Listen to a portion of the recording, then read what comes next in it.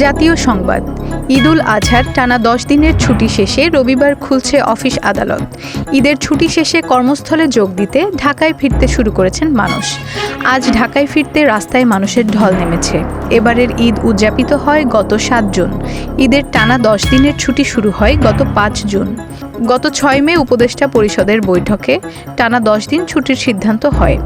পরে 7 মে জনপ্রশাসন মন্ত্রণালয় থেকে ছুটির প্রজ্ঞাপন জারি করা হয়।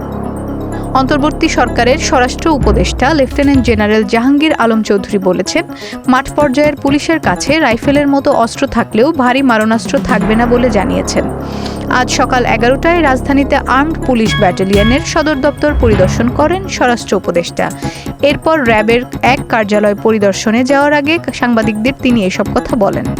স্বরাষ্ট্র উপদেষ্টা বলেন, আর্মড পুলিশ ব্যাটালিয়নের APBN মতো বিশেষায়িত ইউনিটের কাছে থাকবে ভারী অস্ত্র। রাজধানী সহ সারা দেশে চলছে দাবদাহ। এতে অস্বস্তির মধ্যে জীবনযাপন করছেন মানুষ। তবে এ অবস্থার পরিবর্তন হয়ে ফিরতে পারে স্বস্তি।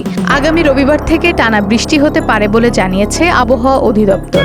আবহাওয়াবিদ আবুল কালাম মল্লিক বলেন, কালকে বৃষ্টি হবে, পরের দিন থেকে বৃষ্টিপাতের তীব্রতা বাড়বে। 22 জুন পর্যন্ত সারা বাংলাদেশে প্রতিদিন বৃষ্টি হবে। বৃষ্টিতে চট্টগ্রাম, খাগড়াছড়ি, বান্দরবান, রাঙামাটি, কক্সবাজারের পাহাড়ি এলাকায় ভূমিধসের আশঙ্কা রয়েছে বলে জানান তিনি।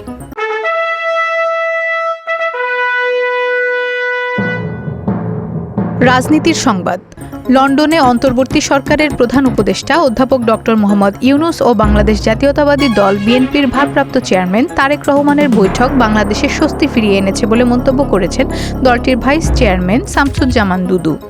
আজ জাতীয় প্রেস ক্লাবের জহুর হোসেন চৌধুরী হলে জনতার অধিকার পার্টি আয়োজিত আলোচনা সভায় প্রধান অতিথির বক্তব্যে এ কথা বলেন তিনি। আন্তর্জাতিক সংবাদ। ইরানের সর্বোচ্চ ধর্মীয় নেতা আয়াতুল্লাহ আলী খামেনি বলেছেন, সম্মুখ যুদ্ধে ইসরায়েলকে মোকাবেলা করার জন্য ইরানের সামরিক বাহিনী প্রস্তুত। এক্ষেত্রে ইসরায়েলের প্রতি কোনো দয়া প্রদর্শন করা হবে না। সামাজিক মাধ্যম এক্স হ্যান্ডেলে এক ভিডিও বার্তায় এসব কথা বলেন তিনি। ইরানের সর্বোচ্চ ধর্মীয় নেতা বলেন, ইরানে হামলা করে জায়নবাদী শাসক গোষ্ঠী একটি বড় ভুল করেছে। এটি একটি গুরুতর অপরাধ এবং চরম বেপরোয়া আচরণের বহিঃপ্রকাশ্য। এই হামলার ফলাফল হবে গুরুতর এবং জায়নবাদী শাসক গোষ্ঠী ধ্বংস হয়ে যাবে। এর আগে শুক্রবার ভোর 4টার দিকে ইরানের রাজধানী তেহরান সহ অন্তত 8টি শহরে বড় ধরনের বিমান হামলা করে ইসরায়েলের বিমান বাহিনী। ইরানের পরমাণু প্রকল্প ও সামরিক বাহিনীর স্থাপনাগুলোকে লক্ষ্য করে এ হামলা চালানো হয়েছিল।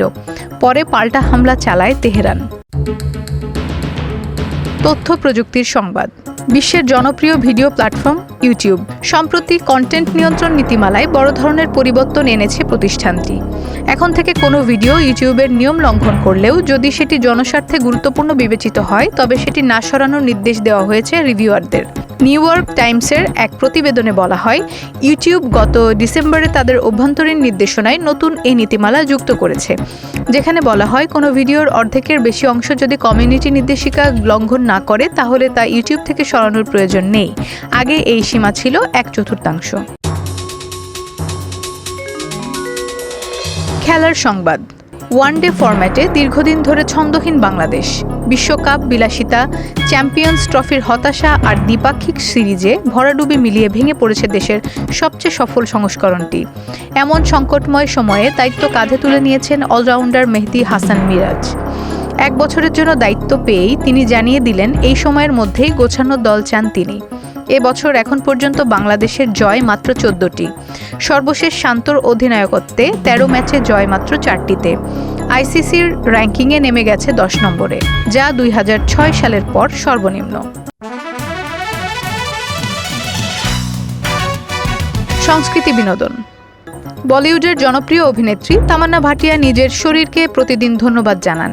সম্প্রতি এক সাক্ষাৎকারে নিজেকে নিয়ে এমন কথাই বলেছেন তিনি। দীর্ঘদিন ধরে শরীরচর্চা, আত্মবিশ্বাস ও সেলফ লাভ নিয়ে তিনি লড়ে যাচ্ছেন তামান্না। তার মতো যারা একইভাবে লড়তে চান তাদের জন্য এই বার্তা একটি অনুপ্রেরণা।